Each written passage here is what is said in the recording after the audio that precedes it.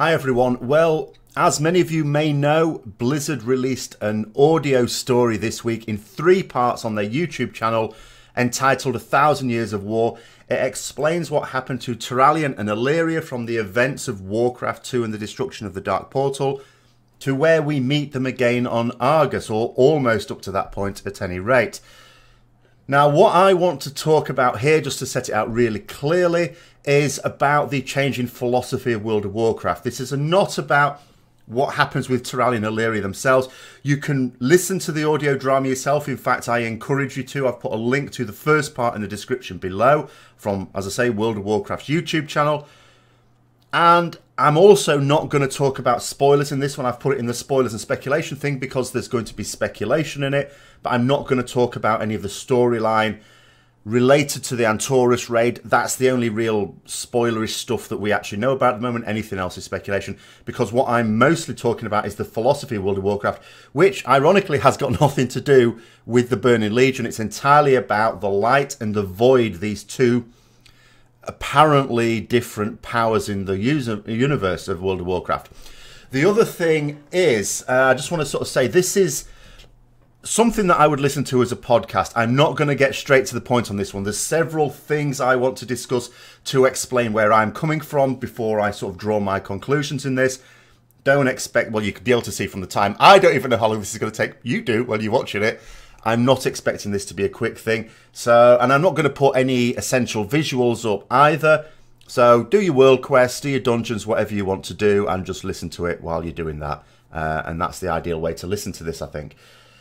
And first of all, I think I should explain where I come from with this, because anyone who's been watching my channel for any period of time will probably have thought to themselves, he's doing a lot of these sort of speculation videos all of a sudden. What's going on? Ever since the Argus was about to come out, the frequency of me doing these sort of videos has increased. I hardly did any before.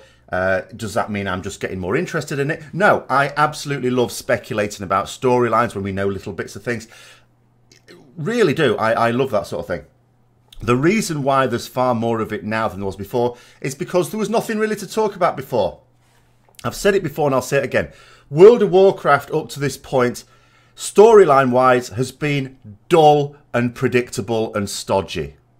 The only interest there is in the storyline of Warcraft is from Warcraft 1, 2 and 3 and the various novels that were written to flesh it all out. Because, I mean, let's be honest, the storyline in Warcraft 1 was just an afterthought. They were trying to get a game together. I mean, this is why there's so many elements that people recognise from Tolkien, why people new to Warcraft and perhaps were new to Warcraft from the film and stuff like that just go, oh, that's a bit of a Tolkien rip-off, isn't it? There's so many references to that. But of course, because, you know, when you're designing a game system, it was no different for Dungeons and Dragons or Warhammer Fantasy Battle or anything like that. You're designing a game system. You're doing it on a shoestring budget, and you haven't got a lot of time to develop the world and storyline. So you just bolt it onto Tolkien's work, which is ready-made, and everyone who creates fantasy games surely must be a fan of Tolkien. So, but then they develop their story once it's become successful along their own lines, which is great. But when it comes to World of Warcraft, it was just dull. The events of World of Warcraft were all, I mean, actual vanilla was sort of okay because it introduced you to the world. So there were various storylines relating to the rebuilding of Stormwind, relating to the settling of Orgrimmar and Durotar, you know, elemental lords with Ragnaros, the dragonflights with Blackwing's Lair and so on, and, you know, the Scourge with, you know, Naxxramas when that came out, and Old Gods via, and a Dragonflight again via Anchorage, and, you know, all these little elements were there just to sort of set the scene. Then when it came to the expansions where there was one overall storyline, you know, what were we doing in TBC? We were basically finishing off a storyline that began in Warcraft 3. We weren't really adding very much to it, we're just extending the story. Wrath of the Lich King, same sort of thing, but with the Arthur side of it. You know, Cataclysm came around. Although Deathwing didn't play a huge part in the Warcraft RTSs, there was a bit of Deathwing on Draenor. But the books had sort of fleshed out a lot of the Dragonflight stuff. And it was very much about that, Old Gods whispering, corrupting, Twilight's Hammer, Deathwing coming back. You know, again, it wasn't really adding anything new.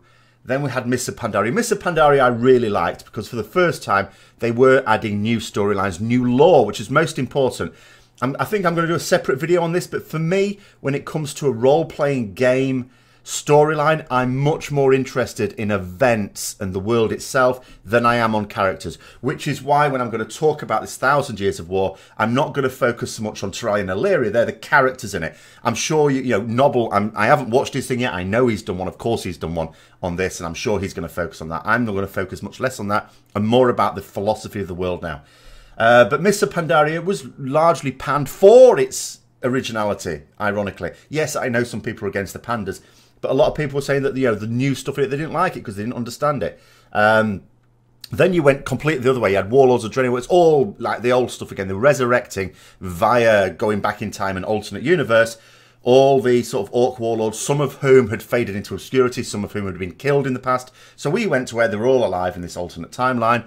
And then Legion again, it's just another attack by the Burning Legion. There's no more interesting than that. The Burning Legion are attacking again. The only slight increase in interest is the fact that now we're going to go on the attack against them. But even that is fairly dull. What is hugely, hugely interesting is that now with the storyline around Argus, they are changing our perception of what the World of Warcraft universe is. We are finally going into new storyline territory. After over 10 years, we're coming up to the 13th anniversary of World of Warcraft. It came out in North America in 2004, I believe October, November time. I was asking in the stream, actually, someone said, I think this might have said November, but I can't remember. It came out in March 2005 in Europe.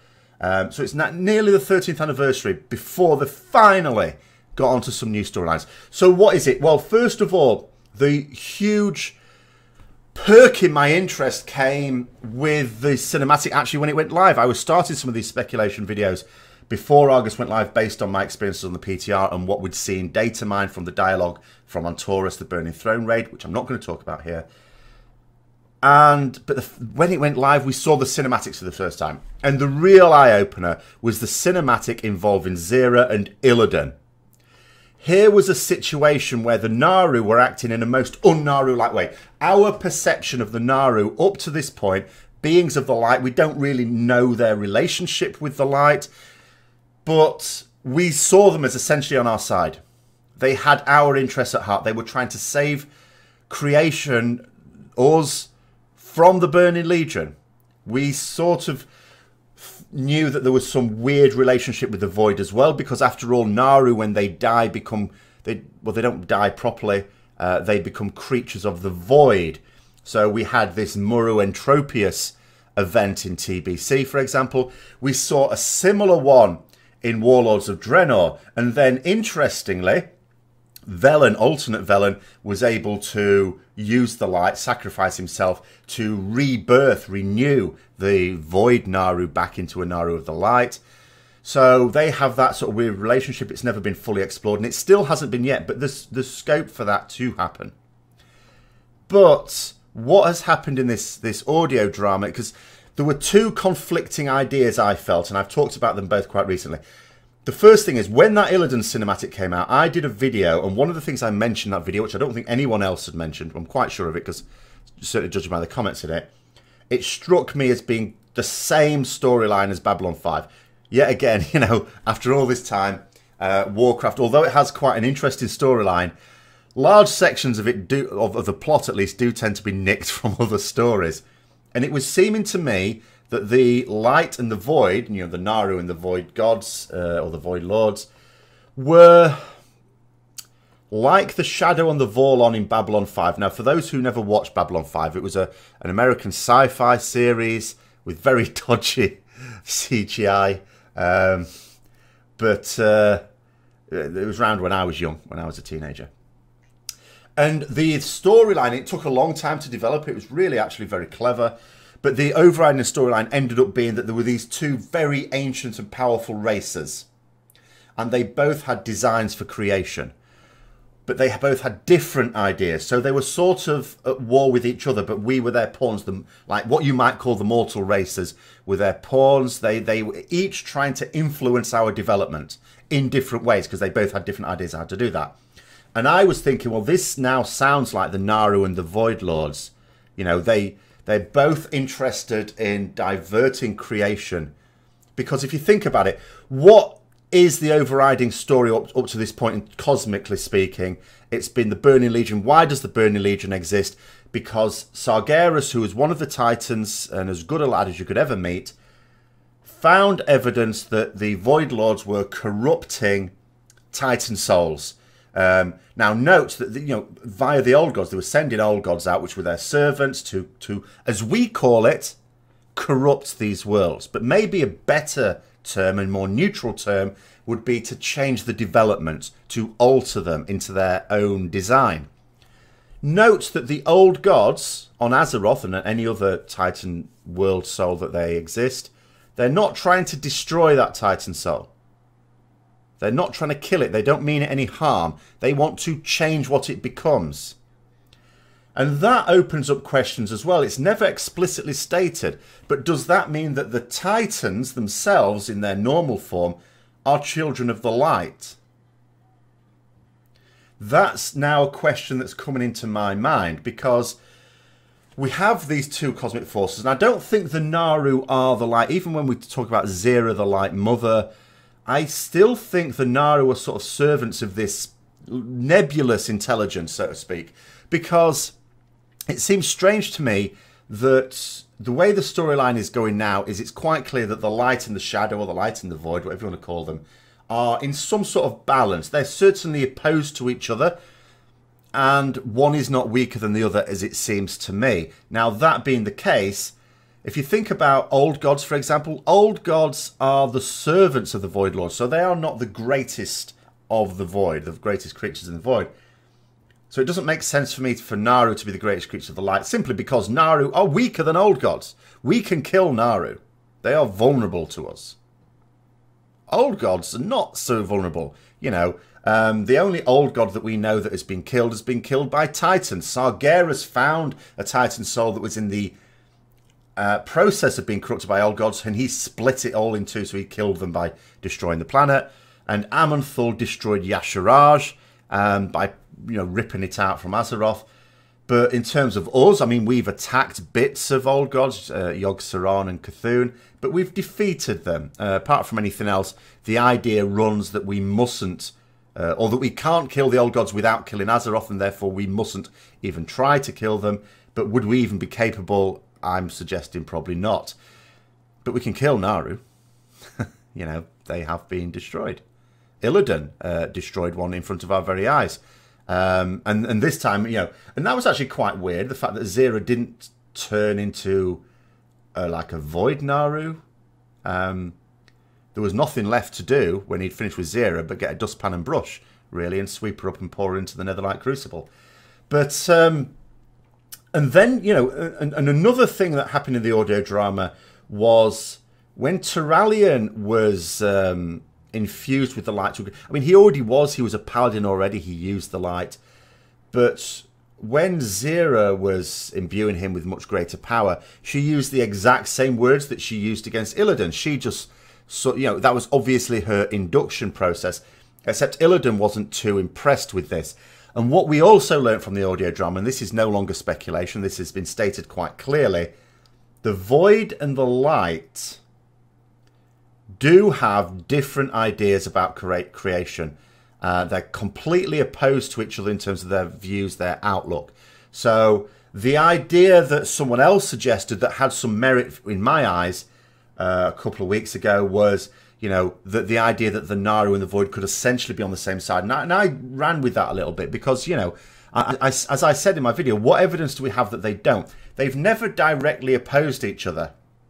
The Naru have always been against the Burning Legion. The Burning Legion are against the Void. So actually, by the Naru destroying the Burning Legion, they're doing the Void an awful lot of favours. Burning Legion is over, then the Void's main obstacle, at the point at which we knew anything different, is also over. But the audio drama makes it clear that that is not the case. In fact, it also says, and this is what baffles me, Alleria is talking about after the Burning Legion, she will have to, or they will have to, as the Army of the Light, go to war against the Void because they will be the big bads. And Zera says that this is a war that started long ago. Well, where's the evidence of this war?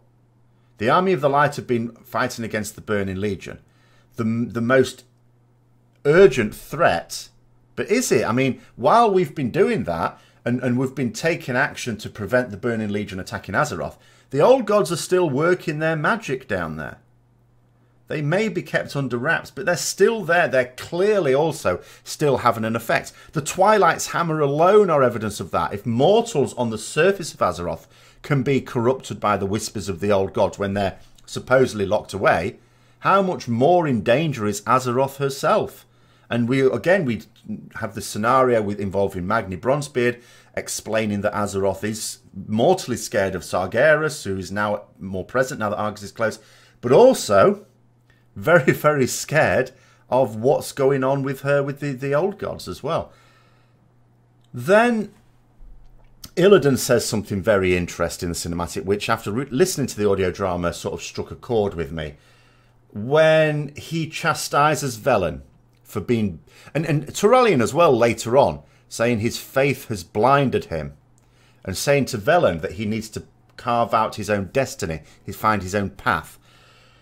And again, it comes back to this thing of the Naaru before the events of Argus were these very... They were just pure good.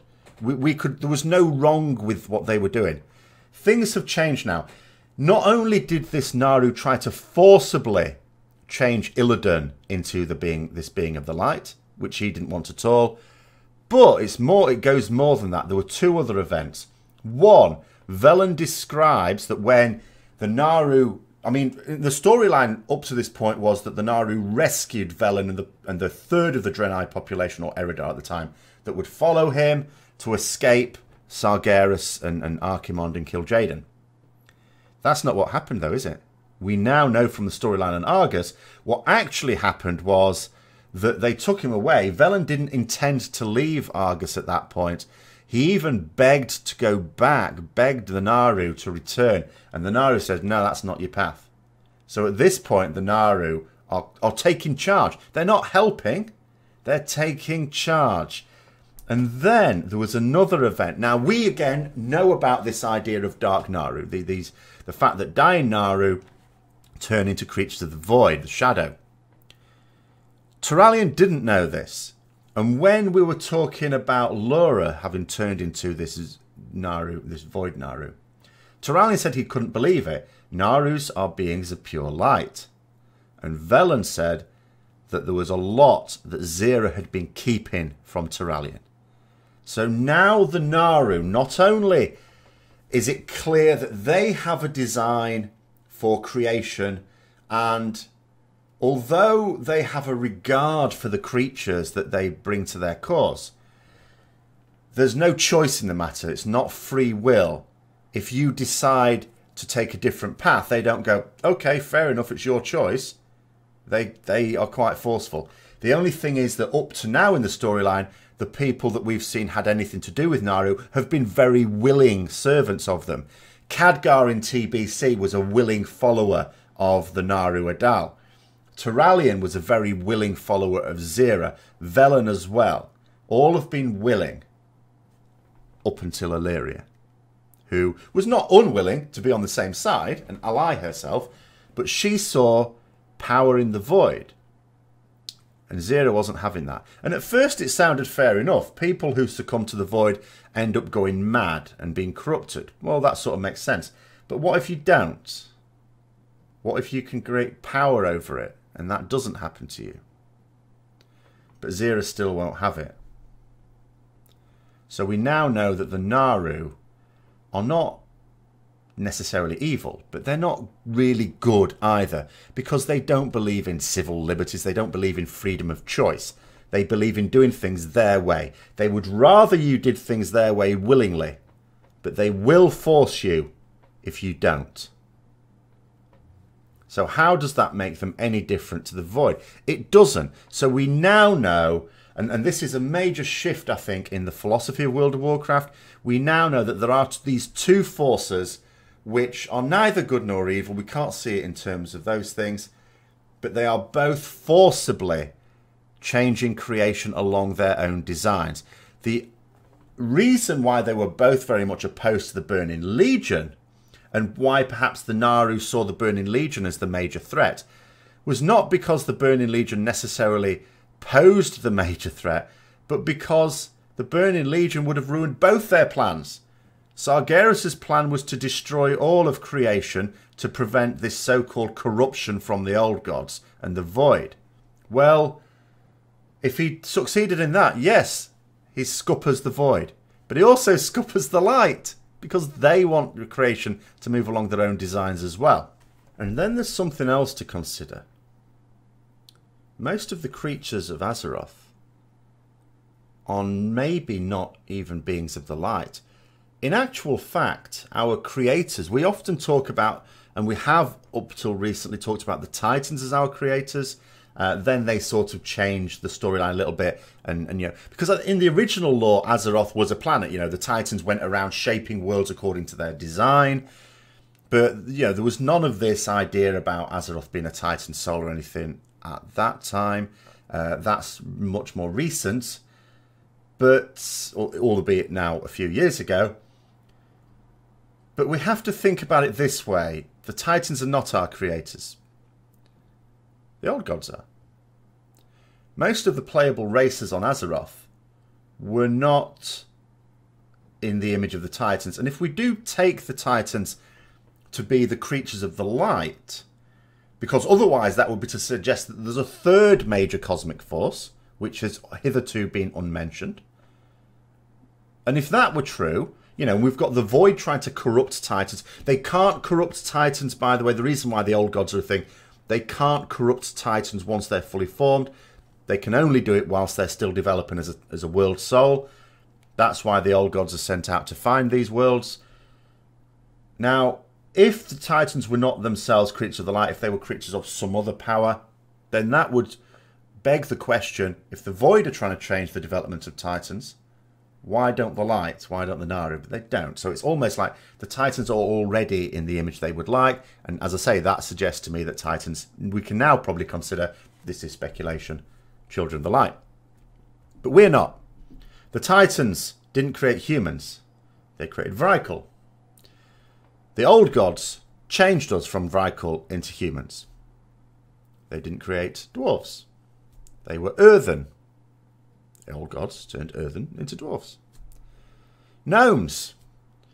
Bit of a mistake, this one, because the Titans' original plan for gnomes was pretty good. Mechanical beings, repair our gear, you know, occasionally give us little presents, fight for our amusement. But nonetheless, it was the old gods that changed the mechanical, useful gnomes into the abominations that, you know, are playable in the World of Warcraft. Elves from trolls. I mean, trolls are a bit of a weird one. You can always say not all the creatures. And of course, orcs, of course, not from Azeroth at all. Not even from a planet that has a world soul. So, you know, we're not just saying that anything of flesh is necessarily old gods design. Because we don't really know what the origin of the orcs are, really. But nonetheless, there are several playable races, particularly if you're an Alliance player, like myself, that were not at all in the Titans' plans, and therefore not the Lights' plans, we assume. These are so-called corruptions of the old gods. But in reality, as I say, if we call it a corruption, then that puts into our mind that the old gods are the bad guys. But if we just call it a change in development, then we just look at it as there are two sides. Two sides for which we are their pawns. And it really doesn't matter which side we're on. Neither side is good or inherently evil. In fact, it could be argued that the old gods have done more good for us. Even though, potentially, just like the Naaru, they wish to subjugate us as well. They're not the sort of ones who allow us to follow our own path either. They force it upon us, just like we now know the Naaru do. And this is why I am doing more of these videos, and I'm hoping that I will do more as more and more things are revealed, because I think it is quite exciting. This is the first time during World of Warcraft, as I say, when I've thought, they're finally doing something genuinely new. Because even Mists of Pandaria, that I was really positive about, because it brought us new lore, it was still the same old in many ways. You know, we were being sent to a place, there were new baddies, there were new allies to find, and it was all the same old stuff. Now we've got a very different outlook on the universe in which Warcraft is set. And that is very interesting and worthy of a lot of discussion. So I hope you did find this interesting. If you haven't seen that audio drama still at this point, I do recommend you watch it. As I say, what's most interesting to me are the events and the new philosophies in it, rather than just what happens to Alleria and Turalyon. But if you did enjoy it, don't forget to like, comment, subscribe, and share with other people you think might be interested. And until next time, I'll see you later.